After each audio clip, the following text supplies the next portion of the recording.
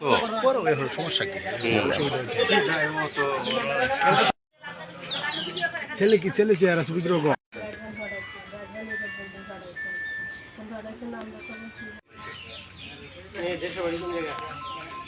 জামালপুর শস্যের মধ্যে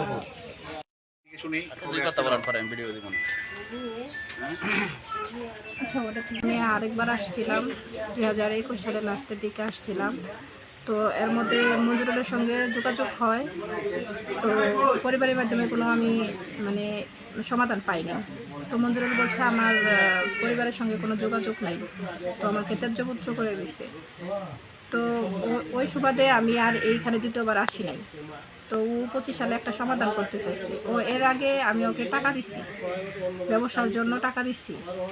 তো টোটাল 2 লাখ টাকা দিছি। এরপরে সে 25 সালে একটা পারিবারিকভাবে একটা সমাধান করতে চাইছি, যে আমি একটা 25 সালে একটা পারিবারিকভাবে সমাধান 18 সাল থেকে শুরু, এখন 25 সাল 18 থেকে প্রেমের শুরুটা, আর এখন চলতেছে 25 সাল। এই লং টাইমটুকু আমার সঙ্গে সম্পর্ক। এখন মঞ্জুরুল মানে আমার সঙ্গে মানে সম্পর্ক রাখা অবস্থায় সে বলছে যে ঈদের পরে আমার সঙ্গে দেখা করবে, কিন্তু ঈদের পরে আমার সঙ্গে দেখা করে নাই। ঈদের মধ্যে সে এসে বিয়ে করছে, তো পারিবারিকভাবে বিয়ে করছে। সে পরিবারও জানতো যে আমি মানে আমার সঙ্গে সম্পর্ক। তারা আমাকে বুঝাইয়া যে একটা সমাধান আসবো সেটা বইলা পাঠিয়ে দিছে, কিন্তু এরা সমাধান করে নাই, বরং আরও ছেলের আয়োজন করে বিয়ে করাইছে।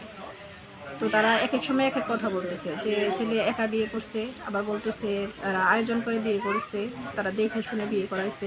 এক একজনে এক এক কথা বলতেছে। তো আমি ওইখানে প্রশ্নবিদ্ধ করছি যে আমার কি দোষ ছিল তাহলে, আমি তো আসছিলাম। তারা বলতেছে লং টাইম আসো নাই। আমি বলছি আপনাদের যে ফোন নাম্বার দিছে সেটা তো আমি কন্ট্যাক্ট করতে পারি নাই, আর কন্ট্যাক্ট করতে পারি নাই। প্লাস এইখানে আবার আমি আসিনি মান সম্মানের ভিত্তি করে, মান সম্মান নষ্ট হবে। এখন ছেলের উপরে আমি ডিপেন্ড ছিলাম, ছেলের উপরে মানে ভরসা ছিল, কিন্তু ছেলে আমাকে মানে পুরোটাই নিরাশ করছে। তো এইখানে আমার সঙ্গে ঠিক হয়েছে, আমি নির্যাতিত হয়েছি। প্লাস এইখানে আসছি একটা ইজ্জতের মান সম্মান বলতে, মান সম্মান একটা আছে, মান সম্মানটা আমার একেবারে ডুবাই দিচ্ছে, কারণ আমার ইজ্জত হারিয়ে গেছে। মানে কি বলবো, এক কথা যে আপনার সাথে কোন ধরনের সম্পর্ক হয়েছে তার? হ্যাঁ।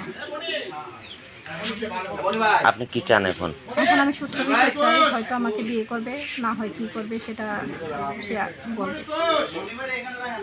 এটাই বলেন, আমি বিয়ে না করলে এখান থেকে যাব না।